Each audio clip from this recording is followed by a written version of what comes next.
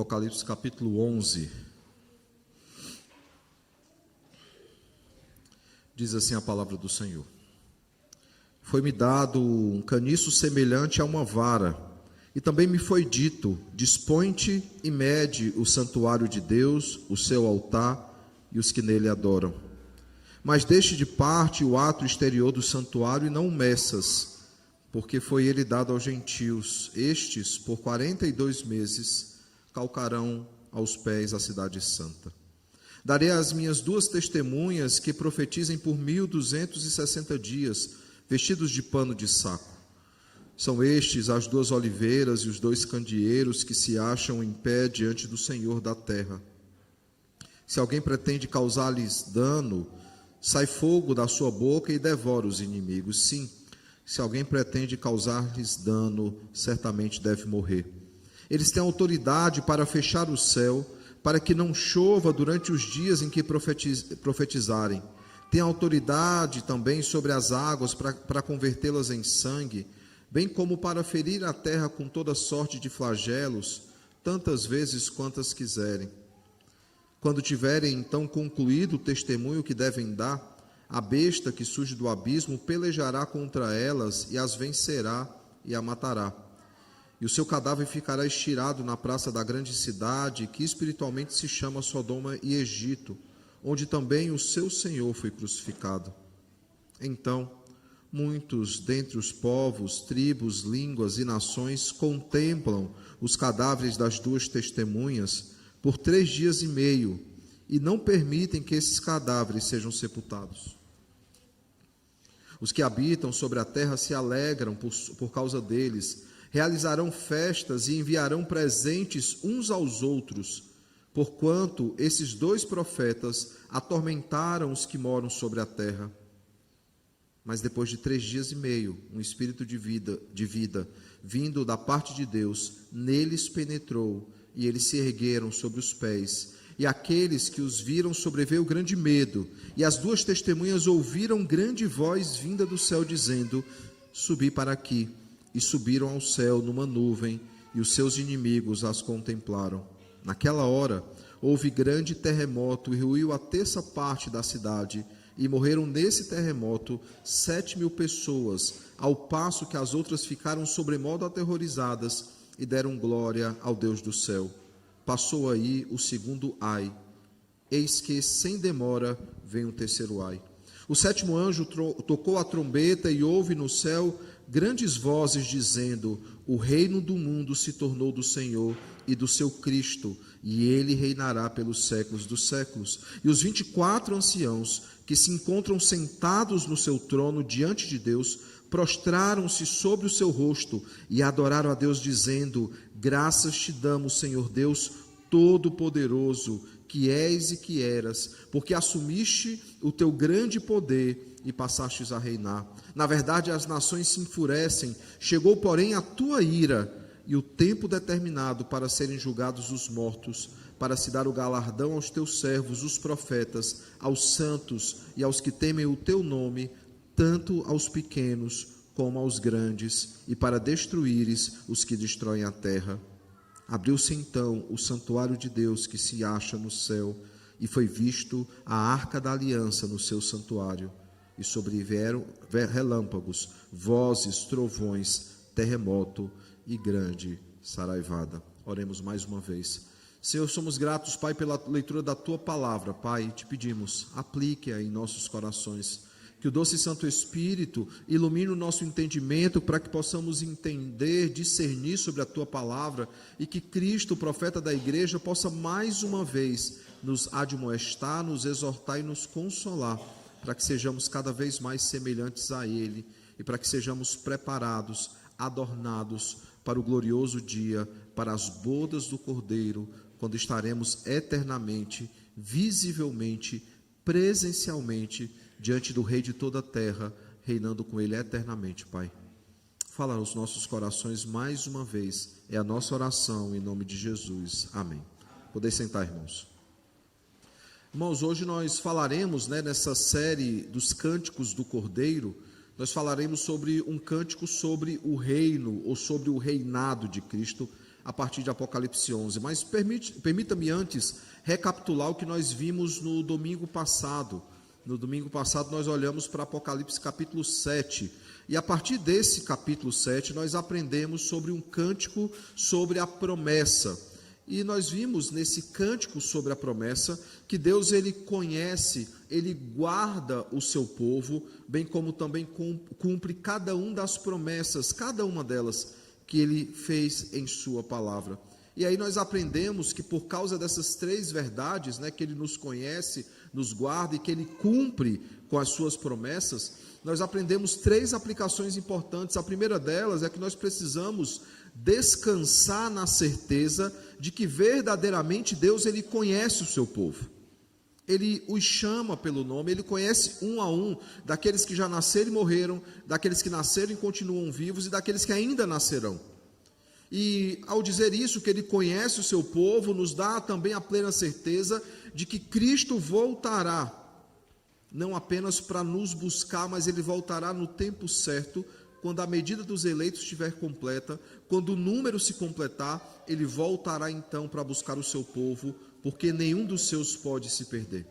Segundo, nós aprendemos que nós também precisamos descansar na certeza de que Deus, ele guarda o seu povo, ele zela pelo seu povo, ele nos preserva para que possamos perseverar até o fim, mesmo sendo perseguidos. Lembra, irmãos, que nós trouxemos alento aos irmãos que são muito preocupados com a marca da besta, de que antes da besta então começar a marcar aqueles que se opõem a Deus, antes disso Deus já havia selado o seu povo, já havia separado aqueles que são seus, para que a besta não tivesse poder e autoridade sobre eles. Terceiro, nós aprendemos também, nós precisamos descansar na certeza de que Deus, ele cumpre as suas promessas, e tudo que ele prometeu na sua palavra, não aquilo que a gente acha que ele prometeu, mas tudo aquilo que ele prometeu na sua palavra, de fato se cumprirá.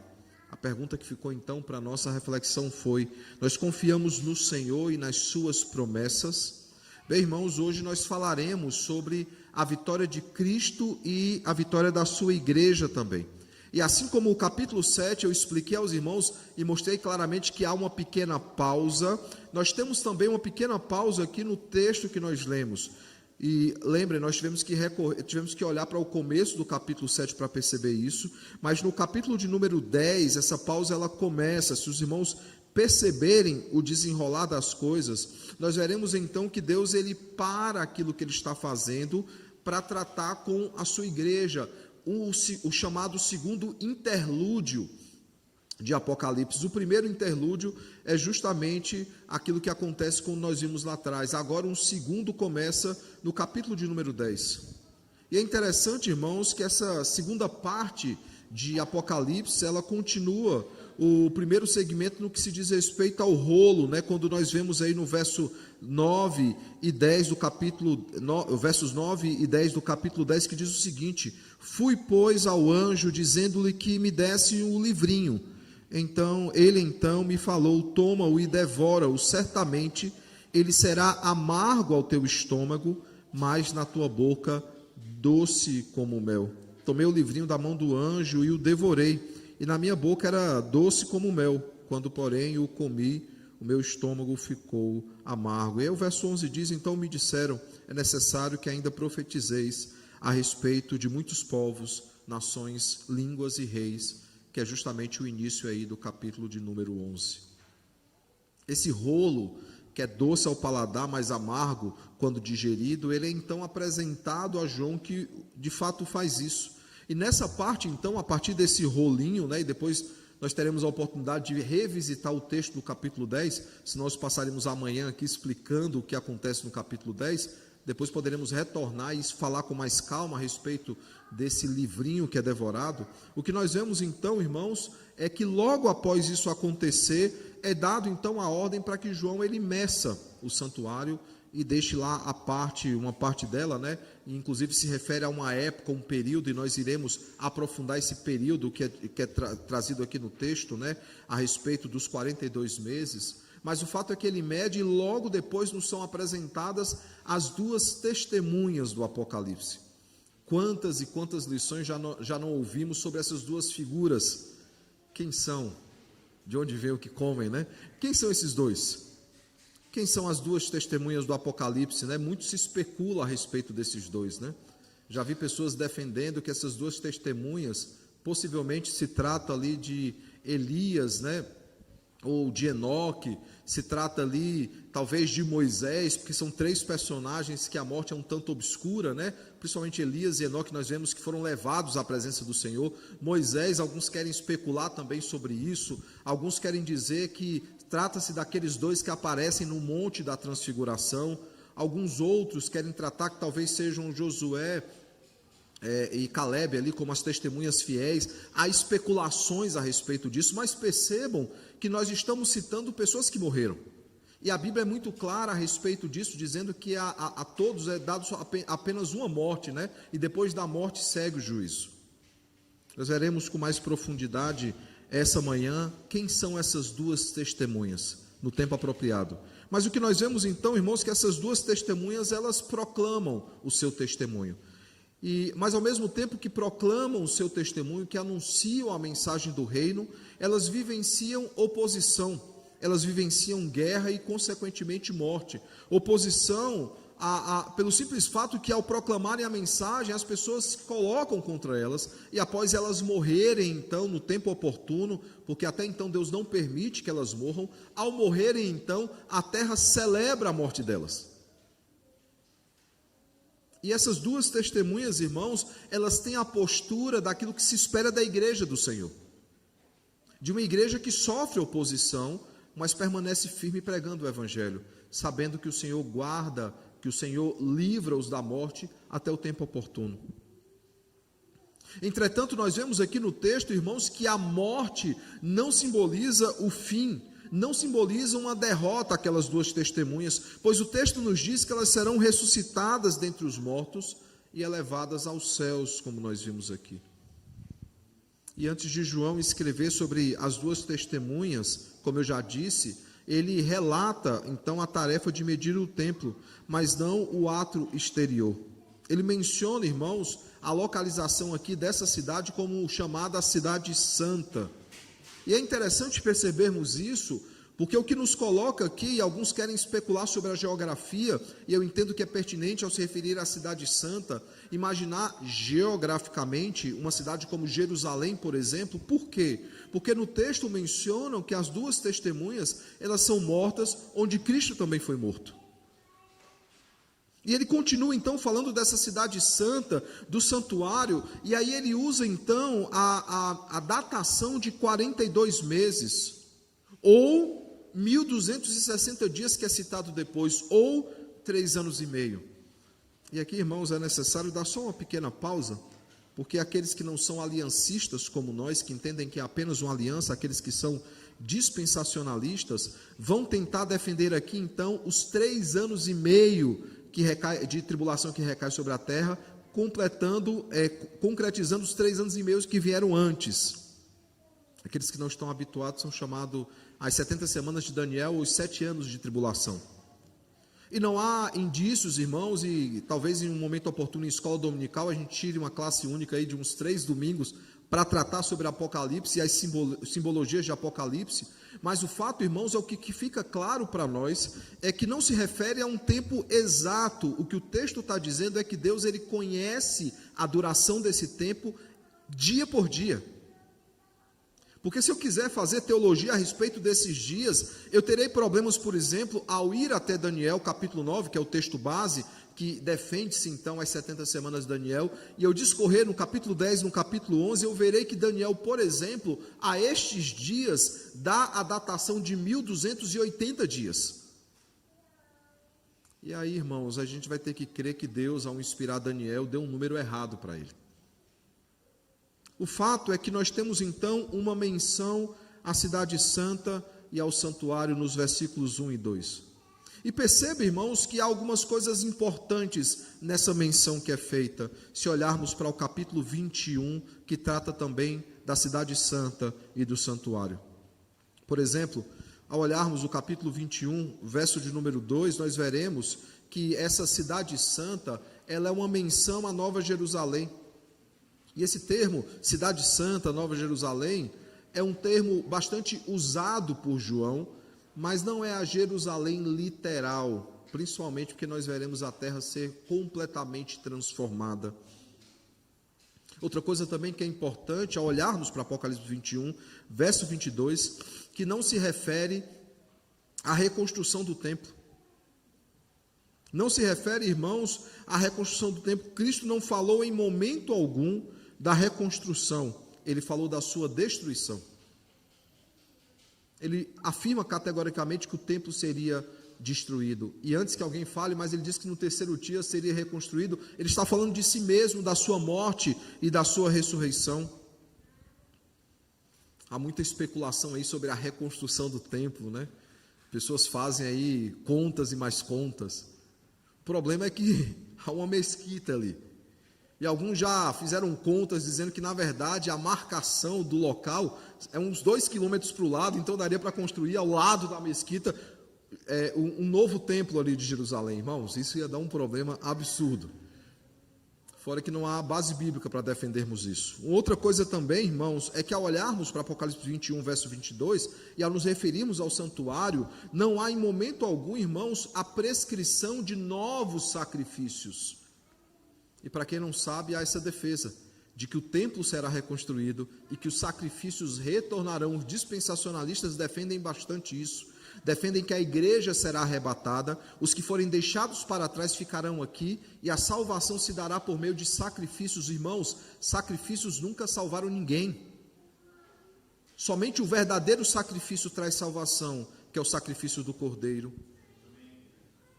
Acima de tudo, irmãos, essa passagem, ela é um alento para a igreja, é uma mensagem de esperança, é uma mensagem de salvação, pois mostra claramente, como nós veremos essa manhã, mostra claramente a vitória da igreja e que sempre existirá um remanescente ou 2 remanescentes, referindo-se à testemunha, que são fiéis ao Senhor, que proclamam o Evangelho e, além de tudo, também que nos ensina que essa salvação é para todos os eleitos. Sobre a questão do tempo, como eu disse a vocês, os 42 meses, os 1.260 dias ou os 3 anos e meio, não é um número literal, irmãos, mesmo se repetindo várias vezes em Apocalipse. Como já dito, irmãos, apenas nos explica, assim como os 144.000, que é um número que ele conhece. Os 144.000 é que ele conhece o número dos seus eleitos. E aqui, em relação ao tempo, ele conhece o tempo que demorará ou que se transcorrerá até a volta gloriosa de Cristo. É um tempo pré-estabelecido pelo Senhor. É um tempo que ele já avisa que há uma duração, não é algo aleatório. Não é algo que alguém pergunta, mas vai chegar um momento que se findará? Sim, ele dá uma datação. Mas é óbvio, irmãos, que não há como levar de forma literal, por 2 motivos. Primeiro, o dia e a hora só o Pai sabe.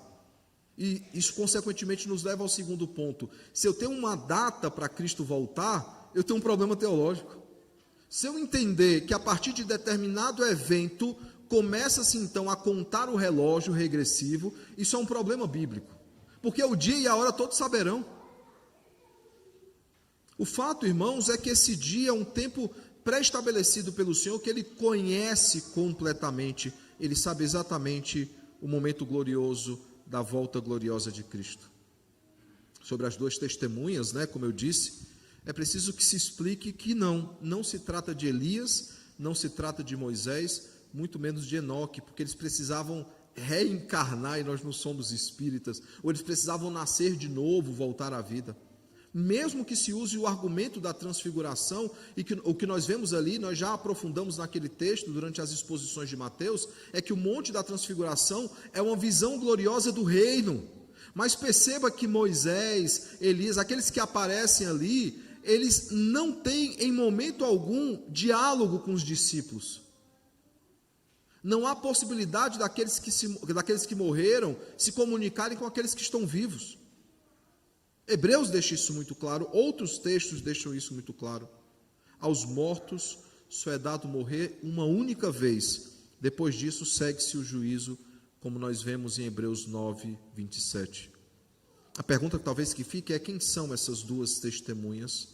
Bem, irmãos, a igreja tem entendido, durante a sua história, por todo o estudo teológico, que essas duas testemunhas se referem a duas coisas: a igreja do Senhor e a proclamação do Evangelho. Essas são as duas testemunhas do Senhor, que existem e sempre existirão no nosso meio até a volta de Cristo. Sempre existirá um remanescente fiel que prega o Evangelho de Cristo. Ao proclamarem então o Evangelho aqui no texto, eles convocam os pecadores, todo o mundo ao arrependimento. E nós sabemos, irmãos, que aqueles que são do Senhor atenderão a esse chamado irresistível, mas aqueles que não são do Senhor farão oposição, como nós vemos no texto. Essas duas testemunhas, irmãos, devem se dirigir a todos os habitantes do mundo, aos povos, tribos, línguas e nações. Devem proclamar o Evangelho a todo mundo, como as nossas agências missionárias já têm feito, já têm proclamado o Evangelho durante toda a história. Hoje, durante a escola dominical, veremos com o presbítero André sobre a evangelização, a importância da evangelização, da igreja cumprir esse papel como uma das duas testemunhas, tendo na sua mão a segunda testemunha, que é o Evangelho e a proclamação do Evangelho.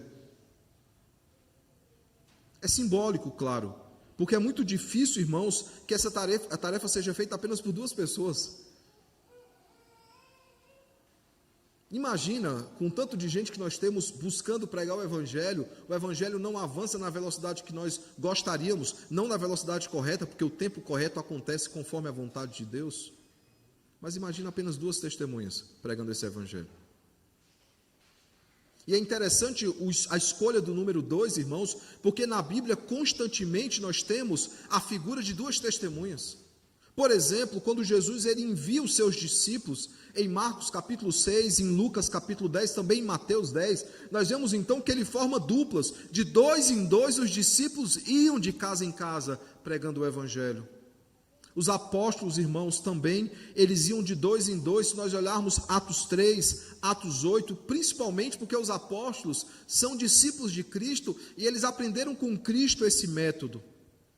Mas é interessante, irmãos, que eles tiram essa questão das duas testemunhas, de duas pessoas testemunhando a verdade, eles tiram da própria lei de Israel.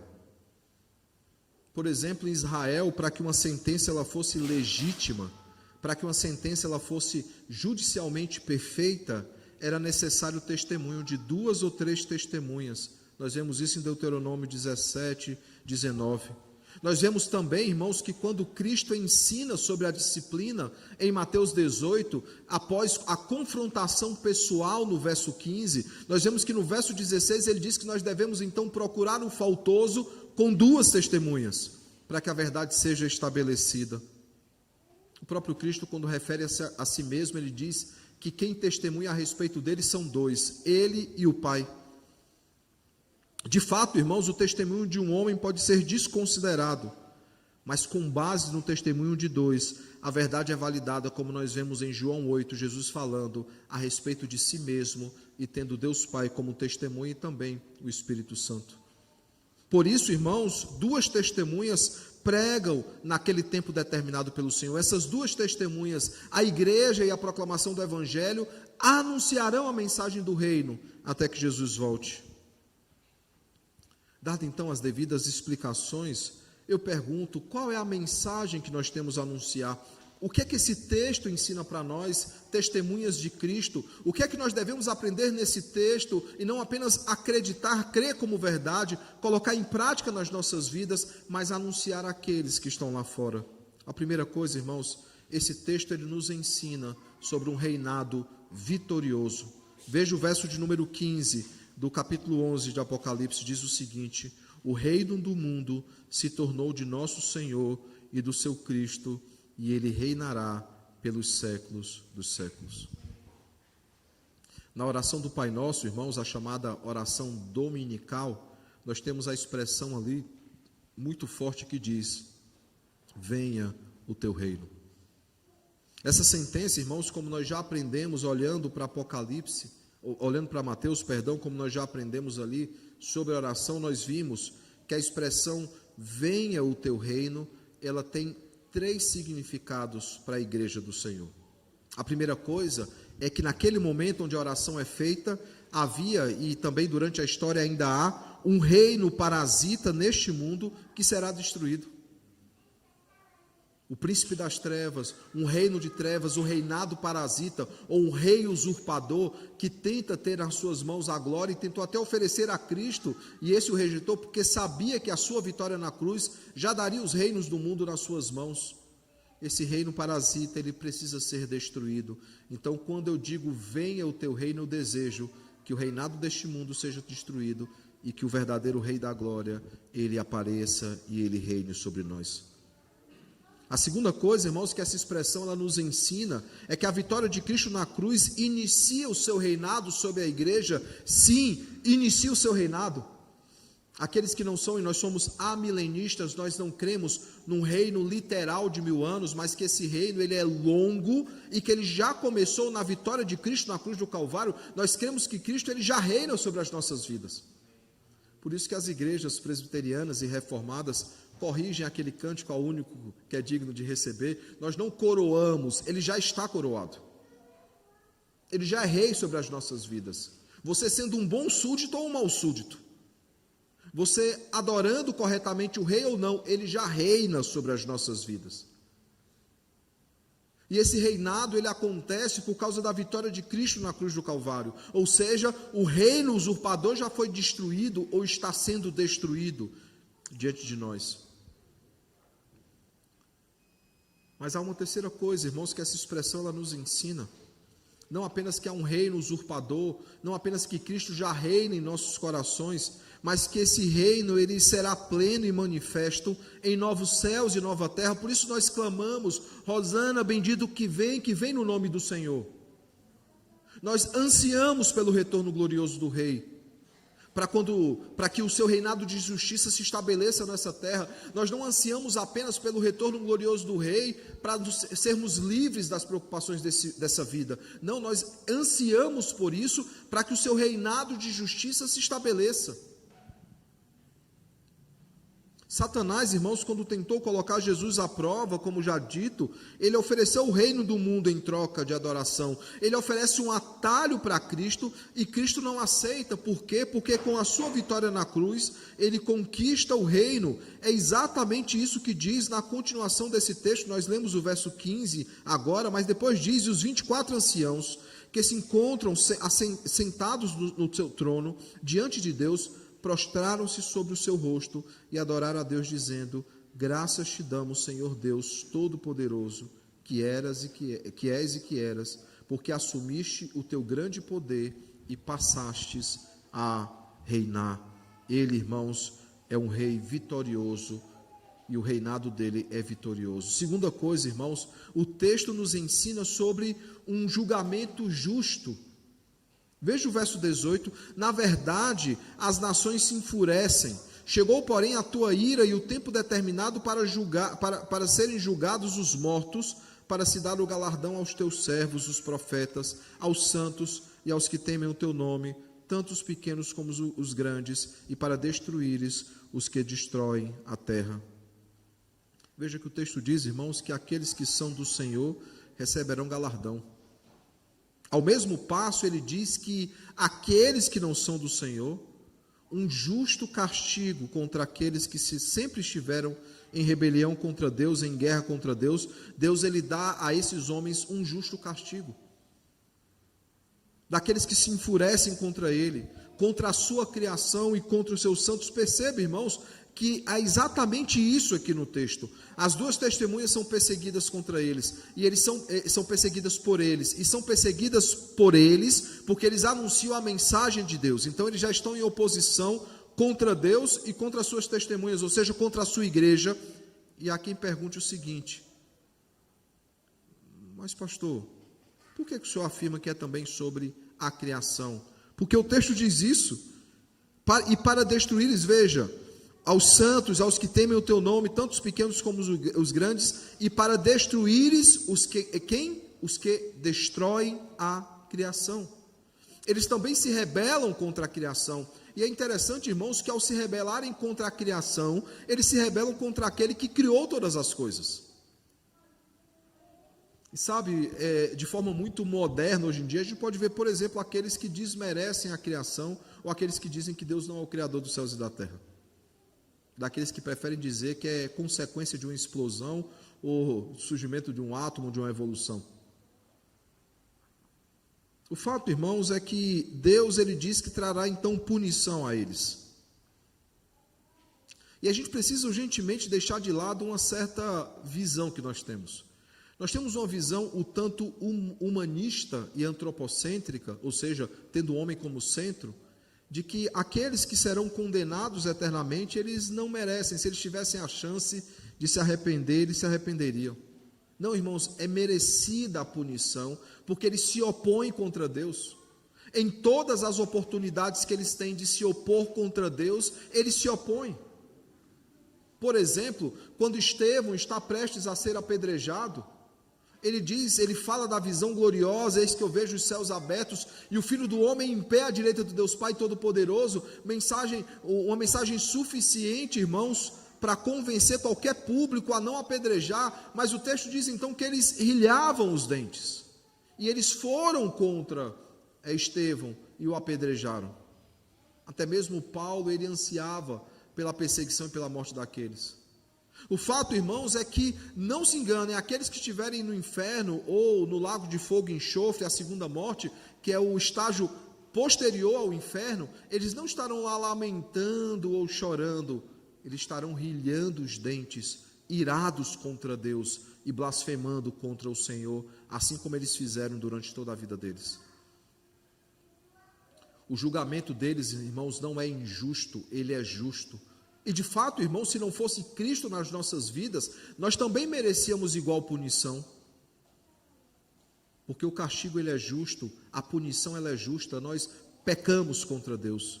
Nós louvamos o Senhor porque Ele nos olha, não através dos nossos pecados, mas segundo a sua grande misericórdia, por meio do sangue de Cristo, Ele olha para as nossas vidas. Mas o julgamento, irmãos, ele é justo. A terceira coisa, não apenas sobre um reinado vitorioso, não apenas sobre um julgamento justo, mas o texto nos trata, irmãos, sobre uma aliança que é eterna. Veja o verso 19. Abriu-se então o santuário de Deus que se acha no céu, e foi vista a arca da aliança no seu santuário. E sobrevieram relâmpagos, vozes, trovões, terremoto e grande saraivada. Alguns tentam aí nessa visão, né, vai reconstruir o templo, vai voltar os sacrifícios, há um porém muito grande, irmãos. Onde está a arca da aliança que simbolizava a presença do Senhor no Antigo Testamento? Sabe que esse é um fato, um elemento que muitos perdem de vista? Por exemplo, o que é que acontece na ressurreição, na morte depois da ressurreição, mas na morte de Cristo? Quando ele morre e diz está consumado, o que é que acontece com o véu do templo? Ele rasga. E quando nós olhamos para o véu que se rasga, nós interpretamos corretamente, inclusive, que agora nós temos livre acesso à presença do Senhor. Mas há um detalhe, irmãos, que está faltando ali, ninguém lembra. A arca não está lá. Alguém já percebeu isso no texto? E isso é, inclusive, mostrando claramente que os sacerdotes mentiram a respeito disso. Onde é que está a Arca da Aliança? Se nós repararmos, por exemplo, no relato ali de Daniel e nos relatos juntos, né, a respeito do acontecimento, quando Daniel é levado para a Babilônia, a arca não é levada junta. E alguém pode perguntar, mas por que isso é importante, pastor? Porque todos os utensílios da casa do Senhor foram levados para a Babilônia. Lembra no capítulo 5, né, quando é julgado então o filho de Nabucodonosor, quando ele blasfema contra Deus, e o texto lá escreve, o dedo aparece escrevendo, fostes pesado e achado em falta, grande será a tua ruína, o teu julgamento. Nós vemos então ali, irmãos, que dentre os utensílios que ele levou, e que Nabucodonosor levou, e que o filho dele blasfemou contra Deus, por isso foi julgado pelo Senhor, a arca não está lá. Há muitas especulações, né, a respeito de onde ela pode estar. Alguns acham que o presente que foi mandado para a rainha de Sabá, né, ela recebe um presente de Salomão. O fato é que essa aliança, essa arca, ela sumiu. Mas o texto fala a respeito dela, de forma simbólica ou literal, fala sobre ela, né? Os mais aficionados com o filme dirão que ela está naquele depósito onde o Indiana Jones deixou, né? Aqueles que assistiram o filme sabem do que eu estou falando. Os mais novos vão pesquisar que vocês vão entender a referência. O fato, irmãos, é que o texto se refere a essa arca principalmente simbolizando a presença do Senhor. Nesse último verso do capítulo 11, então, irmãos, nós vemos o santuário de Deus e a arca da aliança que aponta, que simboliza a presença do Senhor. Na verdade, os dois representam, tanto o santuário como a arca da aliança, ambos representam o sinal da presença visível de Deus no meio do povo e da adoração pública do povo ao Senhor. Bastava lembrar, irmãos, que na disposição do deserto, quando eles caminhavam, quando eles paravam, eles montavam o tabernáculo, e as tendas, né, a cabana de cada um, vamos colocar assim, elas eram feitas em círculo, dispondo do tabernáculo para trás. Então todas as barracas, elas eram construídas no entorno do tabernáculo, e a primeira visão que todo judeu tinha ao acordar de manhã cedo, ou a última visão que ele tinha antes de dormir, era o tabernáculo do Senhor, a presença visível e gloriosa do Senhor. Naquele tabernáculo, irmãos, estava acima de tudo a arca da aliança, que simbolizava a presença gloriosa de Deus no meio do seu povo. É interessante porque Apocalipse, todos os símbolos a respeito do Senhor estão ali. Por exemplo, a árvore da vida, que no jardim simbolizava a presença gloriosa de Deus. O fato, irmãos, é que nós temos esses dois símbolos presentes, e para além deles, irmãos, nós temos também que esses dois símbolos, eles apontam para a aliança eterna, onde Deus, ele promete ser o nosso Deus, e nós prometemos ser o seu povo. A lembrança, então, do santuário e da arca da aliança lembra exatamente isso. O Senhor tem uma aliança com o seu povo, e o Senhor não é homem para mentir. Aquilo que ele prometeu, ele cumprirá. As promessas do Senhor, irmãos, elas se cumprem completamente com a consumação de todas as coisas. Por isso nós aguardamos a volta de Cristo. Por isso nós aguardamos o retorno glorioso do Rei. E eu concluo então, passando então para a conclusão, eu concluo esse ponto e consequentemente entro na conclusão desse texto, citando exatamente Romanos, capítulo de número 8. Romanos é um texto singular por vários motivos, é o grande tratado teológico de Paulo, e no capítulo 8 ele fala sobre a manifestação dos filhos de Deus, referindo-se ao último dia, ao último dia, o prenúncio do dia glorioso, quando ele diz o seguinte, Romanos 8, 18 em diante: porque para mim tenho por certo que os sofrimentos do tempo presente não podem ser comparados com a glória a ser revelada em nós. A ardente expectativa da criação aguarda a revelação dos filhos de Deus. Veja, a revelação dos filhos de Deus, porque é o momento onde a igreja será completamente conhecida. Aqueles que estiverem mortos serão ressuscitados, e os que estiverem vivos serão transformados e levados aos ares para o encontro glorioso com Cristo. Toda a igreja será conhecida, estará manifesta diante dos nossos olhos. E ele continua dizendo, pois a criação está sujeita à vaidade não voluntariamente, mas por causa daquele que a sujeitou, na esperança de que a própria criação será redimida do cativeiro da corrupção para a liberdade da glória dos filhos de Deus. E perceba, irmãos, a ênfase na criação. Aqueles que se opõem a Cristo, eles destroem a criação. Essa criação que anseia e geme pela volta do Cordeiro. E diz o seguinte, continuando, porque sabemos, verso 22, que toda a criação a um só tempo geme e suporta angústias até agora. Terremotos é a criação gemendo. Maremotos é a criação gemendo. O colapso da criação como nós conhecemos, ela gemendo pela volta de Cristo. Tsunamis e tantos outros eventos que acontecem, é a criação gemendo pela volta gloriosa de Cristo. Mas não é apenas aquilo que foi criado, e aqui Deus distingue a criação da criatura. Nós não somos, como a biologia quer dizer, parte dos animais, e só somos melhores que os animais porque nós pensamos. Não, nós somos a coroa da criação. Veja o que é que o verso continua dizendo, e não somente ela, ou seja, a criação, mas também nós, que temos as primícias do Espírito, igualmente gememos em nosso íntimo, aguardando a adoção de filhos, a redenção do corpo. Não é apenas a criação que geme pela volta de Cristo, nós também gememos pela volta de Cristo, porque quando Ele voltar, Ele fará novas todas as coisas, Ele consumará plenamente todas as coisas, uma aliança eterna estabelecida nas Escrituras e que se cumprirá nas nossas vidas de forma plena. Eu pergunto então, irmãos, o que é que nós podemos aplicar desse texto? Primeiro, a vitória de Cristo, a vitória do Rei glorioso nos dá três coisas. Primeiro, nos dá um rei vitorioso. Por que a vitória de Cristo nos dá um rei vitorioso? Porque ao vencer a morte, nós temos a certeza de que Ele reinará para sempre com o seu povo, pois Ele venceu o reino deste mundo. Ele é o rei vitorioso, Ele é o rei glorioso. Segunda coisa, um rei justo, que traz salvação para o seu povo e julga os seus inimigos por causa dos seus pecados. Por isso que no Salmo 51, quando o salmista afirma, que em pecado ele foi concebido pela sua mãe, ele vai falar de forma, Senhor, que o Senhor não é injusto ao me chamar de pecador e ao me tratar como pecador. É justa a punição e é justo o castigo. Nós só não somos tratados da mesma forma, irmãos, por causa do sangue remidor de Jesus Cristo.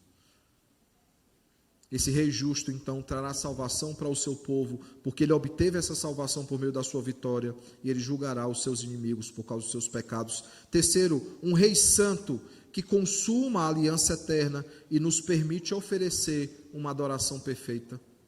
Sabe, irmãos, nós nos esforçamos para sermos bons servos e para adorarmos o Senhor completamente, sim ou não? Você nunca vai conseguir. A única adoração perfeita que nós conseguiremos entoar ao Senhor é em novos céus e nova terra. Mas enquanto isso não acontece, nós nos dedicamos, nós nos esforçamos em um pequeno ensaio daquilo que será a gloriosa presença e a gloriosa adoração a Cristo. Eu pergunto então, irmãos, nós somos súditos contentes? Que o bom e eterno Deus nos lembre, irmãos, todos os dias, que fazemos parte do seu reinado eterno, e que esse reinado, ele não terá fim, que possamos anunciar e declarar, dizer com toda alegria nos nossos corações, Hosana, Hosana, bendito o que vem no nome do Senhor.